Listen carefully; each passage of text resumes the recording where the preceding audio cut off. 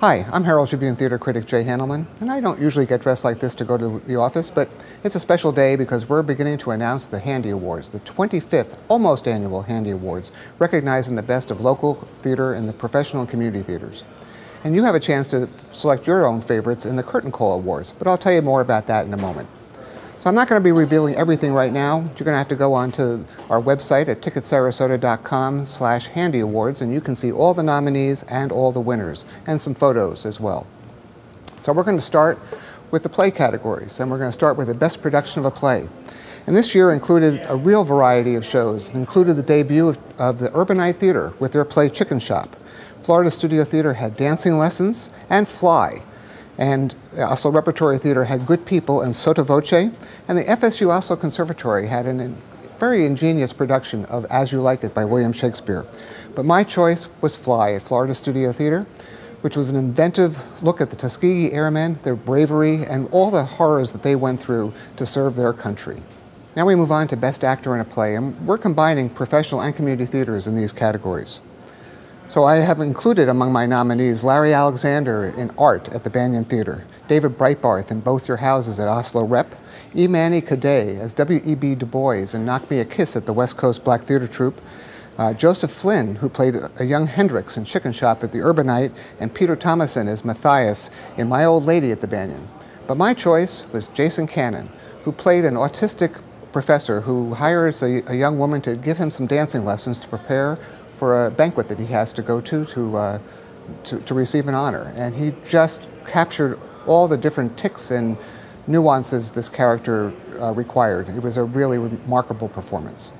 The Best Actress in a Play category created quite a conundrum for me because there were some really wonderful performances, and I had a tough time choosing among them. And those nominees included Katie Cunningham as a very haughty socialite named Pearl in Our Betters at Oslo Rep, and Katherine Hunter, who starred in Nilo Cruz's Sotto Voce, also at the Oslo, and one more Oslo performance, Peggy Roeder, as a very lively Dolly Levi in The Matchmaker. And Ashley Scallon, a graduate of the FSU Oslo Conservatory, came back to town to play a sex trafficking victim in Chicken Shop at Urbanite. But my choices ended in a tie between Denise Cormier as Margie, a woman trying to better herself and keep herself afloat in tough economic times in South Boston in Good People at the Oslo, and Catherine Michelle Tanner, a remarkable Sarasota-based actress who played multiple characters in the wonderful Jessica Dickey play The Amish Project at the Banyan Theater Company. And now we move on to the musical categories with Best Actor in a Musical. And my nominees included Michael Bajali as King Arthur in Spamalot, Brian Chun, who played a wonderful baker in Into the Woods at the Manatee Players, Greg London as the gender-bending Edna Turnblad in Hairspray at Florida Studio Theater, Matt McClure, who channeled Buddy Holly in the Buddy Holly Story at Venice Theater, and Logan O'Neill, who, as Bert the Chimney Sweep, danced on the ceiling upside down in Mary Poppins in Venice. But my choice was Ben Davis, who played Emile Debec, the French plantation owner in South Pacific at the Oslo. He had a wonderful performance that made you swoon, especially when he was singing. When he opened his mouth to sing, you had to fall in love with him. The Best Actress in a Musical category was a really varied one and included Renee Cordonnier as Mary Poppins in Mary Poppins at Venice Theater. Diane Dawson was wonderful as the baker's wife in Into the Woods at the Manatee Players. And Danae DeShazer was playful as Sally Bowles in Cabaret. And Kelly Feldhaus was a lot of fun as the Ensign Nellie Forbush in South Pacific at Oslo Rep. And you couldn't deny the spirit of Brooke Shapiro as Tracy Turnblad in Hairspray at Florida Studio Theater. But my choice was Kim Kollar, who stars as Diana, a bipolar mother and wife, in Next to Normal at Venice Theater's Stage 2. Now, Kim has performed in a lot of shows over the years, usually in comedic roles, so to see this actress go to new depths of a performance and style was just inspiring and wonderful to watch, and we look forward to more from her.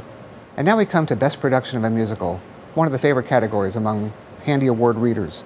And the nominees included a really fun, surprisingly fun, Catch Me If You Can at the Players Theater, Cats, which opened a new season at the Manatee Players, Hairspray at Florida Studio Theater, Next to Normal at Venice Theater Stage 2, South Pacific at Oslo Rep, and my choice, Into the Woods at Manatee Players. Rick Kirby, the artistic director, and the director of this show, has had a great string of success with Stephen Sondheim musicals, and this one was no exception. The cast was superlative, the costumes and sets were just perfect, the performances were just so right on key. I will remember that performance for a long time. Now those are my choices, but you can have your say too in the annual Curtain Call Awards. If you just go to ticketsarasota.com/Handy Awards, you will find 4 polls for best productions of a musical and best productions of a play divided between community and professional theaters.